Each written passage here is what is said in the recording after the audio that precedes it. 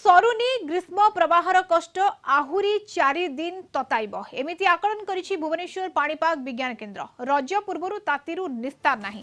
पश्चिम ओडिशा रे ताती एवं उपकूल ओडिशा रे गुळुगुळी कलबल करिवो। वर्तमान तुलन रे तापमात्रा आहुरी 2 रु 3 डिग्री बढ़िबार संभावना रहिछि।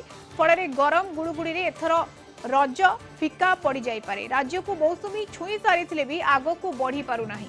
आउ 3 रु 4 दिन मौसुमी वायु आगक बढ़ी पार नाही बोली आकलन करिछि भुवनेश्वर आंचलिक पाणीपाग विज्ञान केन्द्र। फଳରେ वर्षा बदल में ग्रीष्म लहरी अलर्ट जारी करा जायछि। गतकाली राज्य में 20टी सहर तापमात्रा 40 डिग्री उपरे रहितला। नुआपड़ा 44 टपिथिला। अनेपटे चलित वर्षर ग्रीष्म प्रवाह सबुठु लंबा बोली कहिछि आईएमडी। अनेक स्थान में अनेक दिन धरी 45 उपरे रहिछि पारद। देशर विभिन्न स्थान में प्राय 24 दिन धरी अनुभूत होइछि ग्रीष्म लहरी। आगको आहुरी खराब स्थिति होई पारे बोली आईएमडी आकलन करिछि।